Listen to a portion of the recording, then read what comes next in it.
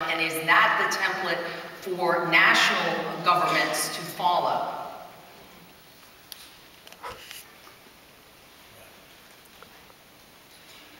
Well, what I'd say is we're not going to get a global, legally binding deal at Cancun. We've got to make it a staging post towards that deal. So we want to hear more from countries about what they're prepared to offer.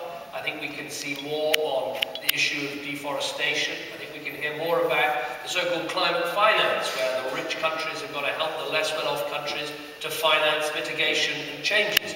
But I just want to pick up on something Arnold said, because I think it's so important.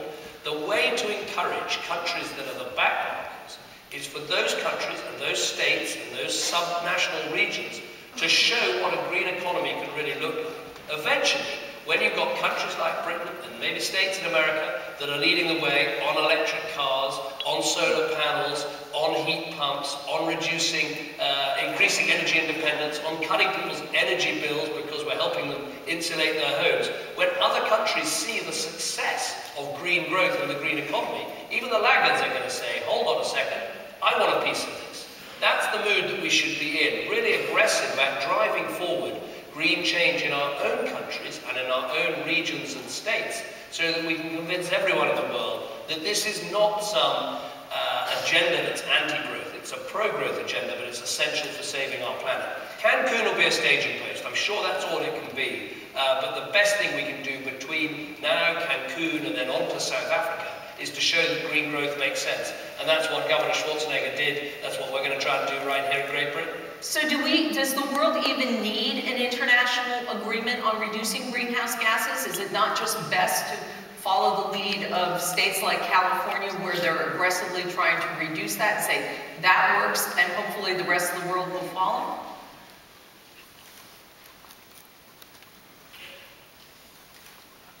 I think we do need a deal, because in the end, if you can't get the really big emitting countries like China and like America into a deal, I think it would be more difficult to persuade smaller countries that it's right for them to commit to this. Because yes, there are lots of positive and growth aspects that I've been talking about, but there are some difficult decisions that we have to take and some things we have to persuade the public and business to come with us on, and a global deal will really help with that.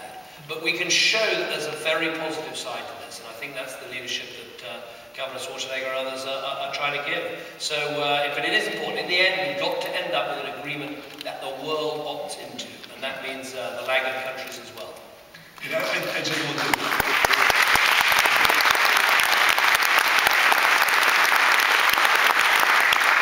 I just want to add, because when David and I met 2 months ago, another thing that we talked about was that yes, we need those agreements, these national agreements, but in the meantime we should rely on the subnational governments to do the job, and also we should not just rely on the policy. Policy is very important because it gives us, like for instance in California, we have great policy that creates green jobs, great policies that will get us to build more solar plants and more wind farms and geothermal, biomass, and we go after all of those alternative fuels and develop electric cars, hybrid cars here, and all of those things. But what is important is that we make the general public buy in on this whole idea of going green.